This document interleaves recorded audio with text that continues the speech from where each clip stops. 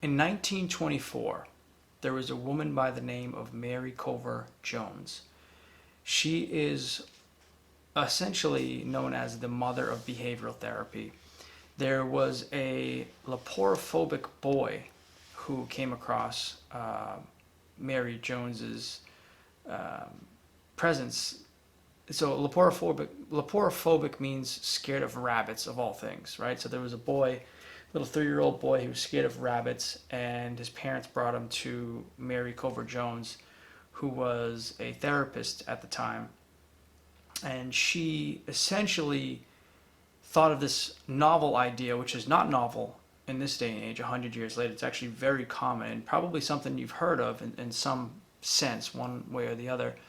But they bring her to Cover Jones, and she tries this new technique at the time, which is essentially conditioning this boy, the scared little 3-year-old boy, to gradually become less and less fearful of the rabbits. And it actually, what she ends up creating over her experimentation at the time is something called exposure therapy. And exposure therapy is interesting because, again, it was created 100 years ago, 1924, and is still very much effective today. Like, it is one of the best ways to overcome any type of fear, whether it be, rabbits, whether it be snakes, whether it be swimming, whether it be playing a sport, whether it be fighting, getting into a fist fight. There's so many different avenues where exposure therapy can be very effective.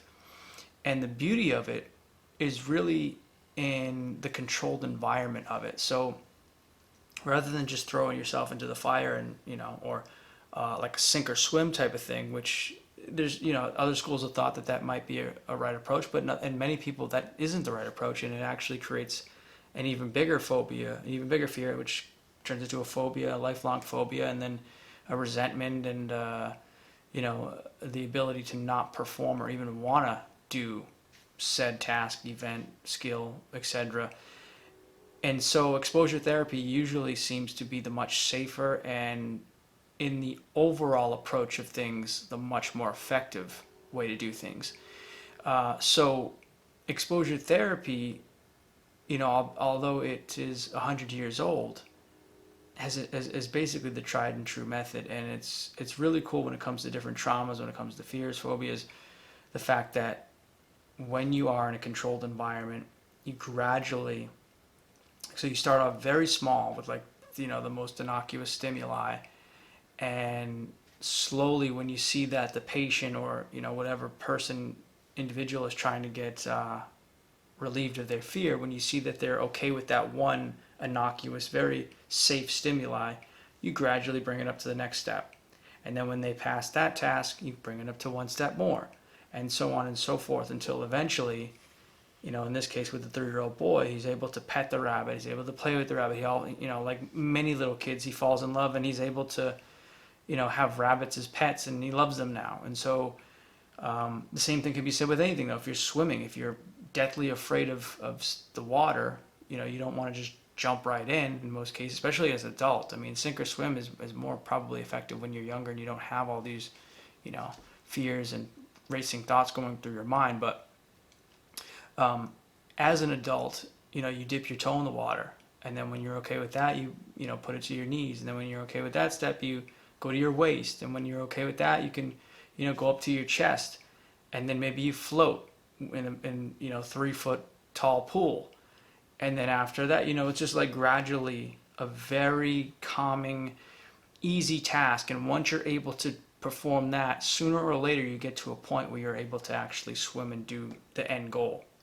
And it's funny, though, because this technique was very novel 100 years ago. It was just basically like, let's see this thing, let's try it out, see if it works. And it was incredibly effective. But new research, actually, by a guy named Dr. Johannes Graffe, his team, a couple of years back, maybe 3-4 years ago, 5 years ago, maybe, something like that. But his team actually did a bunch of research on mice, and they studied the brains of mice and the neuronal activity, and how, there's neurons coming together, and how they're firing, how they're creating new synapses and new connections, and how the brain neuroplasticity works. And so all of the new research is actually proving what Cover-Jones did 100 years ago. But on top of that, it's getting a little more detailed into how it works. And the scientists like Johannes Graffe have been able to discover that the brain is constantly changing, the brain is constantly rewiring, the neurons are constantly firing. And in situations like this, in particular when there's a fear involved, there's certain neurons that come together. Not even actually in just a fear specifically, but in the case where they were studying the mice, it was for fear-related purposes. But in general, neurons are always coming together, and they believe when there's a pattern of the neurons coming together, it's essentially the physiological blueprint of what a memory looks like. So that's really what a fear is. It's a memory of something that happened in the past. You know, again, whether it be something like the rabbit bit the kid when he was 2.5, or you thought you were going to drown when you were in the pool when you were a teenager, or, you know, you saw somebody get beat up and then you were deathly afraid to get into a fight with somebody else as, you know, a kid, and, you know, you were always scared of getting into fistfights. But in the brain, this collection, this congregation of neurons that come together and fire, they've actually been able to pinpoint what that looks like, and they call it engrams. So the word for that is engrams, when these neurons come together to essentially form what we call a memory. Like what a memory would look like in the brain is this collection of neurons that come together and fire when a memory is thought of in the brain. And the cool thing is, when this is happening, there's a purgatory window of sorts. So when the neurons are coming together and that engram is forming, there's a certain, very small window, but a certain period of time when change can take place. And that's really what the exposure therapy was doing, was bringing this memory together, albeit in a calm, controlled way, of that event from the past, but then allowing that change to happen when the boy, or, you know, in Cover-Jones's case, or again in the many other multiple cases of this working, when it's in that controlled environment, because that person is okay, because they realize everything's fine, their body calms down. You know, the GABA neurotransmitters are firing, the relaxation neurotransmitters are going off in the brain, glycine, serotonin, etc., and calming the body down.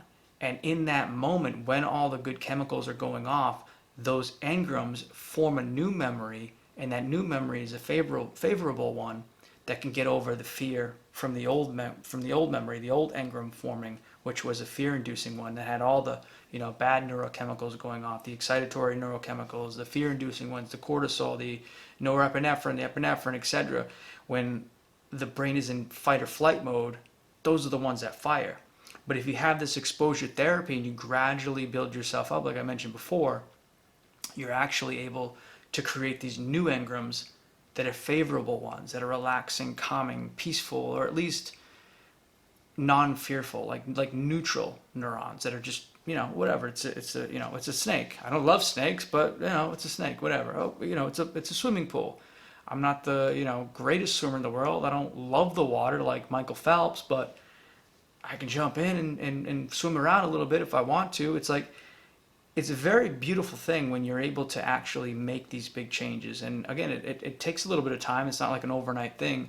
But if you can gradually get to that point, it's a beautiful thing when you can change certain aspects of your life, especially things that have lasted many, many years because of this debilitating fear that you've had.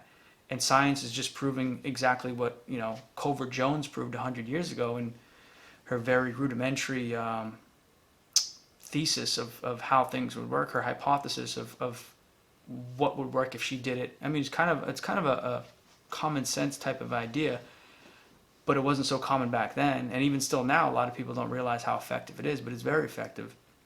And that's because the brain is constantly firing and rewiring itself. And when you do things in that controlled manner, you can actually rewire it favorably to then get over whatever it is you're trying to get over. So it's really cool. And that is just, obviously we're talking about fear here, we're talking about phobias, but that really is a metaphor for life itself. When you're able to do things conditionally and gradually build yourself up, there's really not much you can accomplish. That's really how goals are formed. That's really how you know, reach your goals in life, is gradually getting one thing done after the other after another. And then one day you look up and it's like, you know, that goal that I had that was a mountain a couple of years ago, I'm now standing at the top of that mountain and I've done those things I wanted to do. It wasn't like I just shot up, you know, on a rocket ship to the top of the mountain, but day by day, step at a time, step one step after the next, all of a sudden you look up one day and you're there. And it's a really incredible feeling.